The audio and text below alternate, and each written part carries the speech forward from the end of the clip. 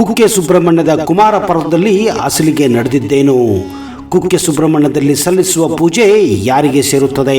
ಕುಕ್ಕೆ ಸುಬ್ರಹ್ಮಣ್ಯಕ್ಕೆ ಸರ್ಪರಾಜ ವಾಸುಕಿ ಬಂದಿದ್ದು ಯಾಕೆ? ಕುಕ್ಕೆ ಸುಬ್ರಹ್ಮಣ್ಯದಲ್ಲಿ ಮಾಡುವ ಸರ್ಪದೋಷ ಪೂಜೆ ಹಿಂದಿನ ರಹಸ್ಯ ಏನು? ಷಣ್ಮುಗ ಕುಕ್ಕೆ ಸುಬ್ರಹ್ಮಣ್ಯದಲ್ಲಿ ಬಂದು ನೆಲೆಸಲು ಕಾರಣವೇನು? ಆ ನಿಗೂಢ ಸರ್ಪ ಪ್ರತಿ ಚಂಪಾಷಷ್ಠಿಯಂದು ಹೆಣ್ಣಿನ ರೂಪದಲ್ಲಿ ಅಂದರೆ ನಾಗಿನಿ ರೂಪದಲ್ಲಿ ಪ್ರತ್ಯಕ್ಷ ಆಗೋದು ನಿಜಾನ? ಈಗಲೂ ಕುಕ್ಕೆ ಸುಬ್ರಹ್ಮಣ್ಯದಲ್ಲಿ ಸರ್ಪಗಳ ರಾಜ ವಾಸವಾಗಿದ್ದಾನ? ಬನ್ನಿ, ಇಂತಹ ಹಲವಾರು ಕುತೂಹಲ ಭರಿತ ಪ್ರಶ್ನೆಗಳಿಗೆ ಉತ್ತರವನ್ನ ಈ ವಿಡಿಯೋ ಮೂಲಕ ಪಡೆಯೋಣ. ಸಂತ ಪರಶುರಾಮ ರಚಿಸಿದ 7 ಪವಿತ್ರ ಸ್ಥಳಗಳಲ್ಲಿ ಕುಕ್ಕೆ ಸುಬ್ರಹ್ಮಣ್ಯ ಕೂಡ ಒಂದಾಗಿದೆ. ಕುಕ್ಕೆ ಸುಬ್ರಹ್ಮಣ್ಯ ಬಳಿಯ ಕುಮಾರ ಪರ್ವತದಲ್ಲಿ ಭಗವಾನ್ ಕುಮಾರಸ್ವಾಮಿ ಮತ್ತು ಅವನ ಸಹೋದರ ಗಣೇಶ ರಾಕ್ಷಸರಾದಂತಹ ತಾರಕ ಮತ್ತು ಶೂರ ಪದ್ಮಾಸುರನ್ನು ಸಂಹರಿಸಿದಂತಹ ಸ್ಥಳವೇ ಇದಾಗಿದೆ. ಈ ವಿಜಯದ ನಂತರ ಭಗವಾನ್ ಕುಮಾರಸ್ವಾಮಿ ಇಂದ್ರನ ಮಗಳು ದೇವಸೇನೆಯನ್ನು ವಿವಾಹದ ಸ್ಥಳ ಕುಕ್ಕೆ ಸುಬ್ರಹ್ಮಣ್ಯಕ್ಕೆ ಹತ್ತಿರದ ಕುಮಾರ ಪರ್ವತವಾಗಿದೆ. ಎಲ್ಲಾ ಪ್ರಮುಖ ದೇವರುಗಳು ಈ ವಿವಾಹಕ್ಕೆ ಸಾಕ್ಷಿ ಈ ಸ್ಥಳಕ್ಕೆ ದೈವಿಕ ಶಕ್ತಿಯನ್ನು ನೀಡಿದ್ದರೆಂದು ನಂಬಲಾಗಿದೆ.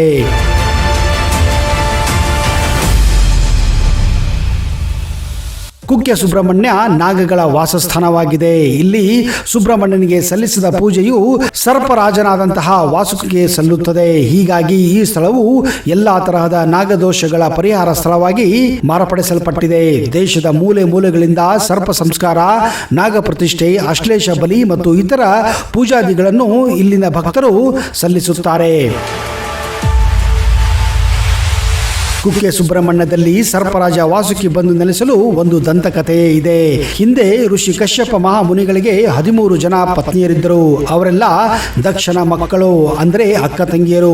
ಇದರಲ್ಲಿ ಕದ್ರು ಮತ್ತು ವಿನುತ ಅನ್ನುವ ಇಬ್ಬರ ಸಹೋದರಿಯರು ತುಂಬಾ ಅನ್ಯೋನ್ಯವಾಗಿದ್ದರು. ಒಂದು ದಿನ ಕದ್ರು ತನ್ನ ಸಹೋದರಿ ವಿನುತಾಳೊಂದಿಗೆ ಮೋಸದ ಪಂಥ ಕಟ್ಟಿ ತನ್ನ ಚರಣದಾಸಿಯನ್ನಾಗಿ ಮಾಡಿಕೊಳ್ಳುತ್ತಾಳೆ. ಇದು ವಿನುತಾಳ ಮಗನಾದಂತಹ ಗರುಡನಿಗೆ ತಿಳಿದು ಬರುತ್ತದೆ. ಆದರೆ ಕದ್ರು ತನ್ನ ತಾಯಿ ಸಮನಾಗಿದ್ದರಿಂದ ಅವಳಿಗೆ ಏನು ಮಾಡಲಾಗದೆ ದ್ವೇಷವನ್ನ ಅವಳ ಮಕ್ಕಳ ಮೇಲೆ ಅಂದರೆ ಸರ್ಪಗಳ ಮೇಲೆ ತೀರಿಸಿಕೊಳ್ಳಲು ನಿರ್ಧಾರ ಮಾಡುತ್ತಾನೆ. ಆ ಗರುಡ ಆ ಸರ್ಪಗಳನ್ನ ಕುಕ್ಕಿ ಕುಕ್ಕಿ ಕೊಂದು ಹಾಕಲು ಪ್ರಯತ್ನ ಮಾಡುತ್ತಾನೆ. ಇದೇ ಕಾರಣ ಪ್ರಾಣ ಭಯದಿಂದ ಶೇಷ ಪಾತಾಳವನ್ನು ಸೇರಿಕೊಂಡರೆ ಅನಂತ ವೈಕುಂಠವನ್ನು ತಲುಪುತ್ತಾನೆ.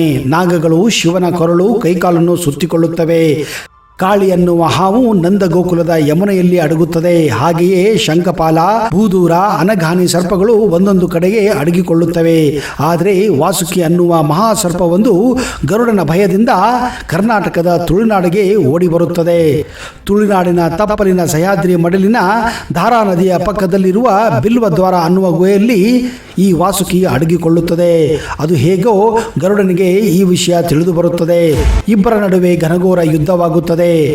ಈ ವಿಷಯ ತಿಳಿದ ಅಪ್ಪನಾದಂತಹ ಕಶ್ಯಪ ಓಡೋಡಿ ಬಂದು ಯುದ್ಧವನ್ನು ತಡೆಯುತ್ತಾನೆ. ಮಹಾಶಿವಭಕ್ತನಾದ ವಾಸುಕಿಯಿಂದ ಹಲವು ಲೋಕ ಕಲ್ಯಾಣ ಕೆಲಸಗಳು ನಡೆಯಬೇಕಾಗಿವೆ ಹೀಗೆಂದು ಗರುಡನಿಗೆ ಹೇಳುತ್ತಾನೆ. ಗರುಡ ತನ್ನ ಹಸಿವನ್ನು ಇಂಗಿಸುವಂತೆ ಕೇಳಿಕೊಂಡಾಗ ಮನಿಲಾ ದ್ವೀಪದಲ್ಲಿ ದುಷ್ಟ ಬೇಡರು ಮತ್ತು ಹಾವುಗಳನ್ನು ತಿಂದು ಹಸಿವನ್ನು ಇಂಗಿಸು ಎಂದು ಕಶ್ಯಪ ಮುನಿಗಳು ಹೇಳುತ್ತಾರೆ. ವಾಸುಕಿಯು ತನ್ನ ಪ್ರಾಣ ಭಯವನ್ನು ಹೋಗಲಾಡಿಸಲು ಅಪ್ಪನನ್ನು ಮೊರೆ ಇಡುತ್ತಾನೆ.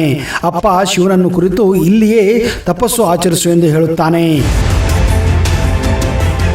ವಾಸುಕಿಯ ತಪಸ್ಸನ್ನು ಮೆಚ್ಚಿ ಶಿವನು ಅವನ ಪ್ರಾಣ ಭಯವನ್ನು ಹೋಗಲಾಡಿಸುತ್ತಾನೆ. ಅದಕ್ಕೆ ಶಿವನು, ವಾಸುಕಿ ಚಿಂತಿಸಬೇಡ, ಮುಂದಿನ ಸ್ವಲ್ಪ ದಿನಗಳಲ್ಲಿ ಸರ್ಪಕುಲದ ರಕ್ಷಣೆಗಾಗಿಯೇ ನನ್ನ ಮಗನಾದಂತಹ ಸುಬ್ರಹ್ಮಣ್ಯ ಅಂದರೆ ಕುಮಾರ ನನ್ನ ಮಗನಾಗಿ ಇಲ್ಲಿ ಜನಿಸುತ್ತಾನೆ.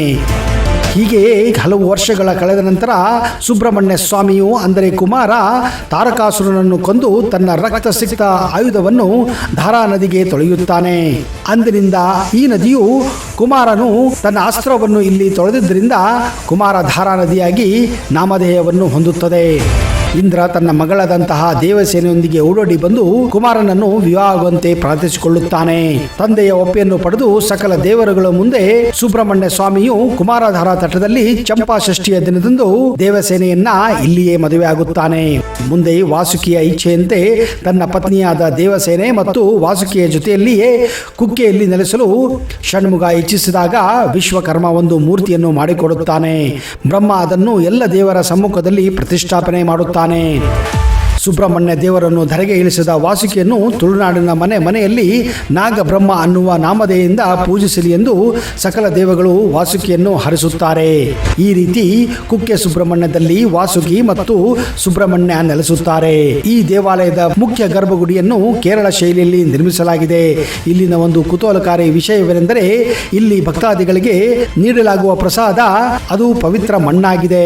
ಕುಕ್ಕೆ ಸುಬ್ರಹ್ಮಣ್ಯವು ನಾಗದೋಷಕ್ಕೆ ಸಂಬಂಧಿಸಿದ ಪೂಜೆಗಳಿಗೆ ಹೆಚ್ಚು ಹೆಸರುವಾಸಿಯಾಗಿದೆ. ಅವುಗಳಲ್ಲಿ ಮುಖ್ಯವಾಗಿ ಅಶ್ಲೇಷ ಬಲಿ ಪೂಜೆ ಮತ್ತು ಸರ್ಪ ಸಂಸ್ಕಾರದ ಈ ಎರಡು ಪೂಜೆಯನ್ನು ವಿಶೇಷವಾಗಿ ಇಲ್ಲಿ ನೆರವೇರಿಸಲಾಗುತ್ತದೆ. ಮಡೆ ಸ್ನಾನ, ಮಹಾರಥೋತ್ಸವ, ರಂಗಪೂಜೆ ಮತ್ತು ದೀಪೋತ್ಸವ ಈ ದೇವಾಲಯದ ಪ್ರಮುಖ ಉತ್ಸವಗಳಾಗಿವೆ. ಕುಕ್ಕೆ ಸುಬ್ರಹ್ಮಣ್ಯ ದೇವಾಲಯವು ಕರ್ನಾಟಕದ ಶ್ರೀಮಂತ ದೇವಾಲಯಗಳಲ್ಲಿ ಒಂದಾಗಿದೆ. ಆದರೆ ಇಂತಹ ರಮಣೀಯ ತಾಣದಲ್ಲಿ ಒಂದು ನಿಗೂಢ ರಹಸ್ಯಮಯ ಗುಹೆ ಇದೆ ಎಂದರೆ ನೀವು ನಂಬಲು ಸಾಧ್ಯವೇ? ಹೌದು, ಇದು ಸುಬ್ರಹ್ಮಣ್ಯ ದೇವಾಲಯದಿಂದ ಕುಮಾರಧಾರಾ ನದಿಗೆ ಹೋಗುವ ಹಾದಿಯಲ್ಲಿದೆ. ಇದನ್ನೇ ಬಿಲದ್ವಾರ ಗುಹೆ ಎಂದು ಕರೆಯುತ್ತಾರೆ. ದಂತಕಥೆಗಳ ಪ್ರಕಾರ ನಾಗಗಳ ರಾಜನಾದ ವಾಸುಕಿಯು ಗರುಡನ ಆವೇಶದಿಂದ ತಪ್ಪಿಸಿಕೊಳ್ಳಲು ಮತ್ತು ತನ್ನನ್ನು ತಾನು ಕಾಪಾಡಿಕೊಳ್ಳಲು ಈ ಗುಹೆಯಲ್ಲಿ ಅವಿತು ಕುಳಿತುಕೊಂಡಿದ್ದನೆಂದು ಬಿಲದ್ವಾರ ಗುಹೆಯು ನೈಸರ್ಗಿಕವಾಗಿ ನಿರ್ಮಾಣಗೊಂಡು ಪ್ರವೇಶ ಮತ್ತು ನಿರ್ಗಮ ದ್ವಾರಗಳನ್ನು ಕೂಡ ಹೊಂದಿದೆ. ಬಿಲದ್ವಾರ ಗುಹೆ 10 ಮೀಟರ್ ಉದ್ದ ಹಾಗೂ 30 ಅಡಿ ಆಳವಿದೆ. ಇದರ ಸುತ್ತಲೂ ಸುಂದರ ಉದ್ಯಾನವನ ಕೂಡ ಇದೆ. ವಾಸುಕಿಯ ಆಶೀರ್ವಾದವನ್ನು ಪಡೆಯಲು ಸಾವಿರಾರು ಭಕ್ತಾದಿಗಳು ಇಲ್ಲಿಗೆ ದಿನನಿತ್ಯವೂ ಆಗಮಿಸುತ್ತಾರೆ. ಸುಬ್ರಹ್ಮಣ್ಯ ದೇವರನ್ನು ಧರೆಗೆ ಇಳಿಸಿದ ವಾಸುಕಿಯನ್ನು ತುಳುನಾಡಿನ ಮನೆಗಳಲ್ಲಿ ನಾಗಬ್ರಹ್ಮ ಎನ್ನುವ ನಾಮಧೇಯದಿಂದ ಪೂಜಿಸಲಿ ಎಂದು ಸಕಲ ದೇವರು ವಾಸುಕಿಯನ್ನು ಹರಸುತ್ತಾರೆ. ಹೀಗಾಗಿ ಸುಬ್ರಹ್ಮಣ್ಯ ನೆಲೆಸಲು ಕಾರಣನಾದ ಗರುಡ ಬರದೆ ಕೆಲವು ಕಡೆ ಚಂಪಾ ಸೃಷ್ಟಿಯ ರಥವನ್ನು ಎಳೆಯಲು ಕ್ರಮ ಇಲ್ಲ. ಹೀಗಾಗಿ ಗರುಡನ್ನು ಕೂಡ ಇಲ್ಲಿ ಪೂಜಿಸಲಾಗುತ್ತದೆ. ಬಿಲದ್ವಾರ ಗುಹೆಯಿಂದ ಕಾಶಿಯವರೆಗೆ ಸುರಂಗ ಮಾರ್ಗವಿತ್ತು ಎಂದು ನಂಬಲಾಗಿದೆ. ಆದರೆ ಹಲವಾರು ವರ್ಷಗಳಿಂದ ಮಳೆ, ಗಾಳಿ, ಭೂಕಂಪ ಹಾಗೂ ಇನ್ನಿತರ ನೈಸರ್ಗಿಕ ಕಾರಣಗಳಿಂದಾಗಿ ಈ ಸುರಂಗ ಮಾರ್ಗ ಈಗ ಮುಚ್ಚಿಕೊಂಡು ಹೋಗಿದೆ. ಈಗಲೂ ಈ ಗುಹೆಯಲ್ಲಿ ಟಾರ್ಚ್ ಹಿಡಿದು ಕೆಲವು ಮೀಟರ್ಗಳಷ್ಟು ಒಳಗೆ ಮಾತ್ರ ನೀವು ಹೋಗಬಹುದು. ಆದರೆ ತುಂಬಾ ಒಳಗೆ ಹೋಗಲು ಇಲ್ಲಿ ಅವಕಾಶ ಇಲ್ಲ. ಕಾರಣ ಈಗಲೂ ಇಲ್ಲಿ ಹಾವುಗಳು ವಾಸಿಸುತ್ತವೆ ಎಂದು ನಂಬಲಾಗಿದೆ. ಸ್ನೇಹಿತರೆ, ಒಂದು ವೇಳೆ ನೀವು ಕುಕ್ಕೆ ಸುಬ್ರಹ್ಮಣ್ಯಕ್ಕೆ ಹೋದರೆ ಬಿಲದ್ವಾರ ಗುಹೆ ಹಾಗೂ ಸುರಂಗಗಳಿಗೆ ಭೇಟಿ ಕೊಡಿ ಎಂದು ನಾವು ನಿಮ್ಮಲ್ಲಿ ಕೇಳಿಕೊಳ್ಳುತ್ತೇವೆ. ಯಾಕಂದರೆ ಇದೊಂದು ಅದ್ಭುತವಾದಂತಹ ಹಾಗೂ ಭಕ್ತಿಪೂರ್ಣವಾದಂತಹ ಪ್ರದೇಶವಾಗಿದೆ.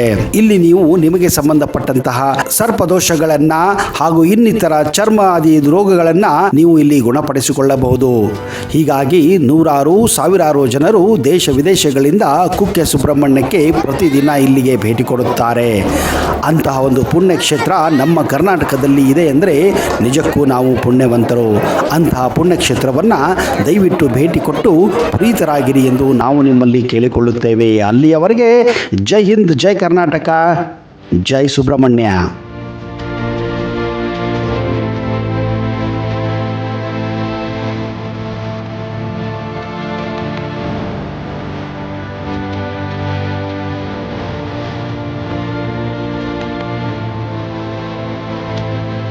ವೀಕ್ಷಕರೇ, ನಿಮ್ಮಲ್ಲಿ ಯಾರಿಗಾದರೂ ಸಂತಾನ ಸಮಸ್ಯೆ, ವಿವಾಹ ಸಮಸ್ಯೆ ಇದ್ದರೆ ಈ ಪಂಡಿತರನ್ನ ಈಗಲೇ ಸಂಪರ್ಕಿಸಿ.